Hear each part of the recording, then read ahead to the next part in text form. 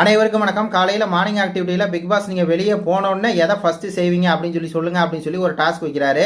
அதில் நம்மளுடைய பூமர் தினேஷ் எந்திரிச்சு வந்து என்ன சொல்கிறாரு அப்படின்னா, இந்த கப்பை நான் ஜெயிச்சுட்டு தான் நான் பிக் பாஸ் விட்டே போவேன் அப்படிங்கிற மாதிரி ஓவர் கான்ஃபிடென்ட்டில் பேசுகிறாரு. இன்னொரு பக்கம் பார்த்தீங்கன்னா, நான் அப்படியே பெங்களூருக்கு போவேன், என்னுடைய மனைவி ரச்சிதா வந்து சமாதானப்படுத்துவேன், திருப்பி நான் கூட்டிகிட்டு வருவேன், என்னுடைய புது வாழ்க்கையை வந்து ஆரம்பிப்பேன் அப்படின்னு சொல்லி சொல்கிறாரு.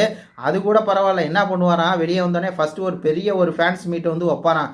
ஃபேன்ஸ் மீட் வச்சு எல்லாத்தையும் வந்து கூட்டு வந்து வச்சு அவருக்காக ஓட்டு கேட்ட எல்லாத்துக்கும் வந்து பார்த்தீங்கன்னா பார்ட்டி கொடுப்பேன், ஃபேன்ஸ் மீட் வைப்பேன் அப்படிங்கிற மாதிரி சொல்கிறாரு. ஆனால் அவர்கிட்ட காசு அதெல்லாம் இல்லையா, ஃப்ரெண்ட்ஸுகள்கிட்ட யார்ட்டாவது வாங்கி கூட அந்த பார்ட்டி அந்த ஃபேன்ஸ் மீட் வந்து வைப்பேன் அப்படிங்கிற மாதிரி பார்த்தீங்கன்னா சொல்கிறாரு. அதுக்கு மேலே ஒன்று சொன்னார் பாருங்க, இந்த 50 லட்ச ரூபா பணம் வரும் இல்லைங்க ஜெயிச்சிட்டா, அதனால் வந்து ஜிஎஸ்டி அந்த இது இல்லை, அதனால் பார்த்தீங்கன்னா ஜிஎஸ்டி நம்பர் வந்து வாங்கணும் அப்படின்னு பார்த்தீங்கன்னா கனவுல மிதக்கிறாரு. இவர் இப்போ சொன்ன எதுவுமே நடக்க போகிறது இல்லை, இவருக்கு டைட்டிலும் கிடைக்க போகிறது கிடையாது. அது மாதிரி வந்து பார்த்தீங்கன்னா மனைவி ரச்சிதா அவங்க வந்து வரப்போகிறதும் கிடையாது. இவர் வந்து எர்ரா வண்டி அப்படின்னு சொல்லி நேராக பெங்களூர் போவாராம், கூப்பிடுவாராம், என்னென்ன சொல்கிறாரு பாருங்க. அது நடக்கவே போகிறதுல நம்மளுக்கு அப்பட்டமாக தெரியும். வெளியே அந்த அம்மா எப்படி கழுவி ஊற்றிட்டு இருக்குன்னு பாருங்க ரச்சிதா.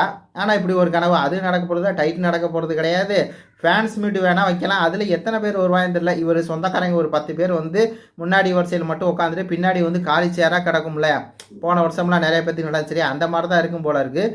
ஜிஎஸ்டி வாங்குற அளவுக்கு இன்னும் ஒரு சம்பாதிக்கவே இல்லையா, என்னென்ன கதை விடுறாரு பாருங்க. அவங்க அப்பா வந்து பார்த்தீங்கன்னா எவ்வளோ ஏக்கரில் சொத்து இருக்குது அப்படி இப்படின்னு சொல்லி அவர் ஒரு வீடியோ போட்டு விட்ருக்காரு. இவர் என்னடா ஜிஎஸ்டி கட்டுற அளவு கூட சொத்து இல்லை, பணம் இல்லை, ஃப்ரெண்ட்ஸ்கிட்ட வாங்கணுங்கிறாரு. என்ன பண்ணுறது, வாயை திறந்தாலே பொய் ப்ராடாக இருக்குது. இது பற்றி உங்கள் கருத்துக்களை சொல்லுங்கள். நன்றி, வணக்கம்.